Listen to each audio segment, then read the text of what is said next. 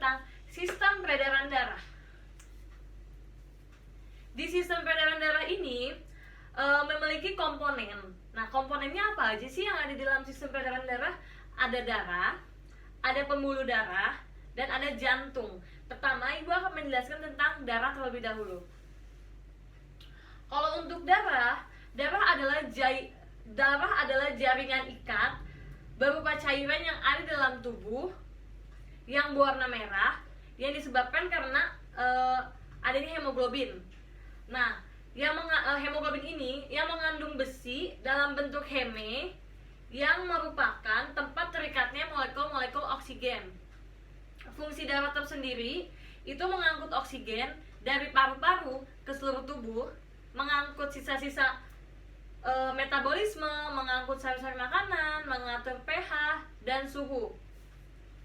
Lalu kita lanjut ke macam-macam sel darah. Kalau untuk macam-macam sel darah itu ada 3: eritrosit, sel darah merah; leukosit, sel darah putih; dan trombosit, itu keping darah. Dan ini adalah bentuk dari eritrosit. Kalau bentuk untuk eritrosit itu bulat bikokav, dia warnanya merah pekat. Lalu dia ini keuntungan dari sel darah merah ini dilengkapi protein khusus, yaitu hemoglobin. Nah, hemoglobin ini juga sangat membantu sel darah merah untuk membawa oksigen dari paru-paru untuk disebarkan ke seluruh tubuh. Kalau untuk leukosit atau sel darah putih, ini bentuknya lebih kecil juga. Lalu dia lebih sedikit jumlahnya di dalam tubuh, tapi dia memiliki fungsi yang tidak main-main, yaitu untuk melawan infeksi virus, bakteri maupun jamur. Lalu eritrosit ini diproduksi di sumsum tulang. Yang terakhir ada keping darah atau trombosit. Kalau untuk keping darah atau trombosit, dia ini tidak beda dari sel darah merah maupun sel darah putih. Tetapi dia ini tidak bisa disebut sel karena dia ini adalah fragmen.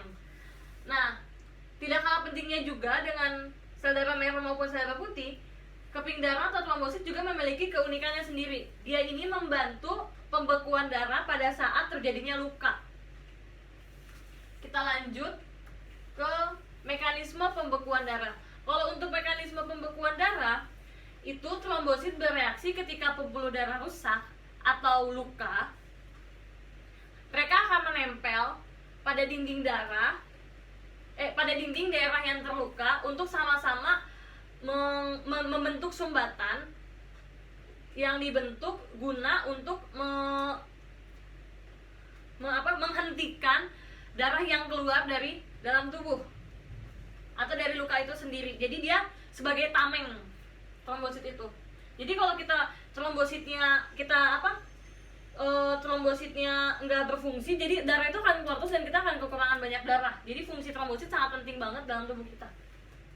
Lanjut ke penggolongan darah. Kalau untuk penggolongan darah itu ada 2 sistem, yaitu sistem ABO dan sistem RH atau rhesus. Kalau untuk sistem ABO,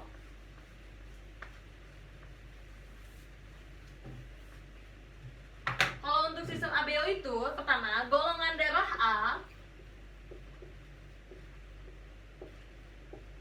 memiliki antigen A dalam sel darah dan memproduksi antibodi B. Kalau untuk golongan darah B memiliki antigen B yang memproduksi antibodi A. Kalau untuk golongan darah AB memiliki antigen A dan B, tetapi dia tidak memproduksi antibodi A dan B. Sedangkan untuk golongan darah O, dia tidak memiliki antigen AB, tetapi dia memproduksi antibodi A dan B. Kalau untuk sistem rhesus, orang yang memiliki rhesus negatif, dia bisa mendonorkan darahnya pada seseorang yang memiliki rhesus negatif maupun positif. Tetapi seseorang yang memiliki resus positif, dia tidak bisa mendonorkan darahnya pada seseorang yang beresus negatif. Dia hanya bisa mendonorkan darahnya pada seseorang yang beresus positif saja. Kita lanjut ke transfusi darah. Kalau untuk transfusi darah, itu pemberian darah dari satu orang atau donor ke orang lain atau resipien yang kekurangan satu atau lebih komponen darah. Yang kedua, transfusi tidak hanya bermanfaat bagi seseorang yang menerima, tetapi juga sangat bermanfaat bagi pendonornya untuk kesehatannya tersendiri. Terus mengapa sih transfusi darah harus dilakukan? Transfusi darah harus dilakukan itu kepada seseorang yang kehilangan banyak darah akibat kecelakaan yang sangat fatal dan dia membutuhkan banyak darah, lalu menderita gangguan hati, terus mengalami anemia berat dan mengalami gangguan pembekuan darah. Yang kedua itu tentang pembuluh darah. Nah, kalau untuk pembuluh darah itu terbagi menjadi dua. Ada pembuluh darah nadi atau arteri dan pembuluh darah balik atau vena. Kalau untuk pembuluh darah nadi itu pembuluh yang membawa darah dari jantung yang umumnya banyak mengandung oksigen. Kalau untuk pembuluh nadi atau arteri dia terbagi menjadi dua, pembuluh nadi kecil atau aorta dan pembuluh nadi paru-paru atau arteri pulmonalis. Lalu yang kedua itu pembuluh balik atau vena. Kalau untuk pembuluh balik ini kebalikannya dari pembuluh arteri tadi. Kalau untuk pembuluh vena ini membawa darah kembali ke jantung yang mengandung karbon dioksida. Nah, kalau di vena ini dia terbagi menjadi dua juga, yaitu vena cava dan vena pulmonalis. Kalau untuk vena cava dia terbagi menjadi dua kembali, yaitu vena cava superior dan inferior. Lanjut ke jantung. Jantung itu mempunyai bagian-bagiannya tersendiri. Oke, kalau untuk bagian-bagian jantung, saya akan menggambarkan bagian-bagian jantung. Saya akan menggambarkan jantungnya dan akan menyebutkan bagian-bagian. Jadi ini anggap saja ini jantung yang sudah saya gambar. Jadi kalau untuk bagian-bagiannya ini disebut dengan atrium kiri. Yang ini itu ventricle. Ini atrium kiri, ini ventricle kiri. Ini vena. Ini ventricle kanan.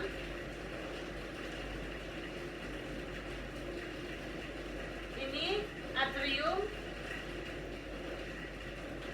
kanan.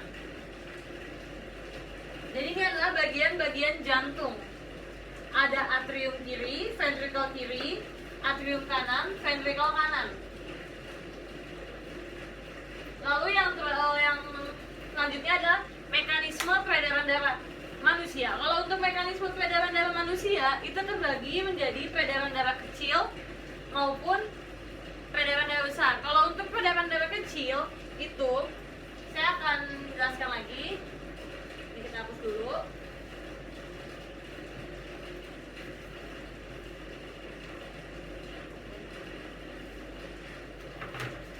Jadi kalau untuk peredaran darah kecil itu bilik kanan jantung yang menuju paru-paru akan melewati arteri pulmonalis dan kembali ke serambi kiri jantung menuju atau melewati vena pulmonalis. Kalau untuk peredaran darah besar, bilik kiri jantung yang menuju ke seluruh tubuh akan melalui aorta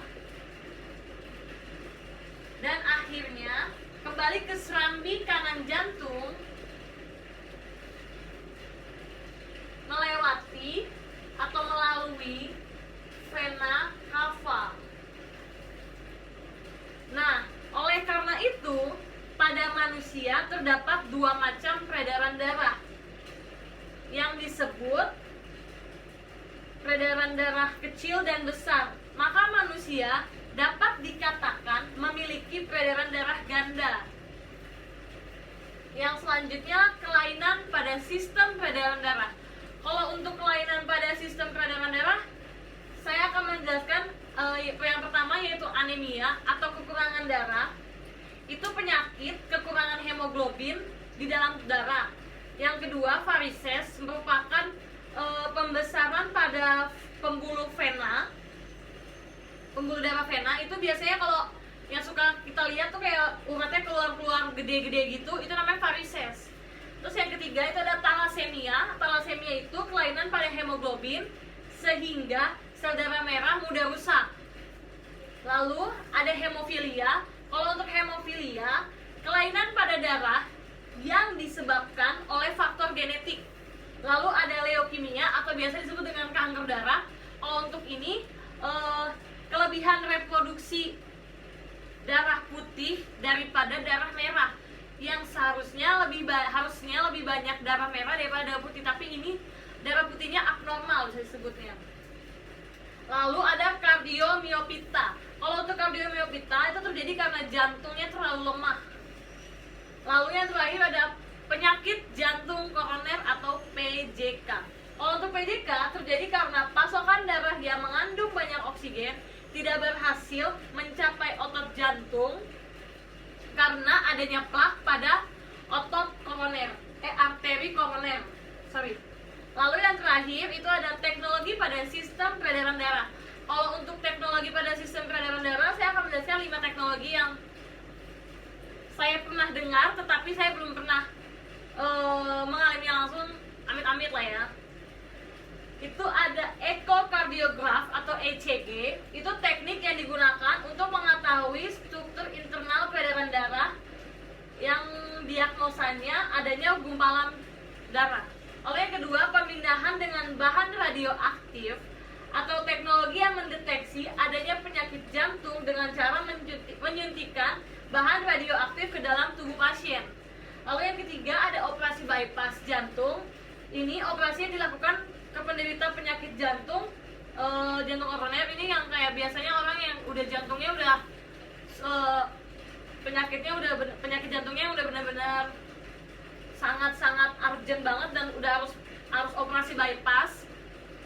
Lalu yang keempat itu ada transplantasi jantung. Itu teknik penggantian jantung yang rusak dengan jantung yang baru tapi berasal dari donor jantung. Lalu ada angiosplasti atau angiosplasti itu teknologi membuka aliran darah yang tersumbat oleh timbunan lemak dengan menggunakan balon yang dimasukkan ke kateter. Jadi materi dari sistem peredaran darah itu segitu aja, dan dia memiliki 3 komponen yang saya akan jelaskan lagi, yaitu sebutkan saja. Saya sebutkan itu mulai dari darah, pembuluh darah maupun jantung. Jadi kalau untuk materi ini saya akan akhiri dengan tugas. Jadi akan saya bagikan soal lembar kerja untuk kalian. Ini terdiri dari 10 soal PG dan 5 soal esai. Jadi dikerjakan secara kelompok. Satu kelompoknya 2 orang dan akan dikumpulkan minggu depan. Di dalam tugas ini, soal ini ada beberapa materi dari apa yang sudah saya jelaskan untuk kita review kembali, tetapi mereviewnya dari soal tersebut. Dan juga kalau memang ada pertanyaan boleh ditanyakan, tetapi kalau tidak ada, tidak apa-apa, nanti kita akan bertemu lagi di materi selanjutnya dan dikumpulkan tugas yang sekarang yang akan saya kasih. Terima kasih.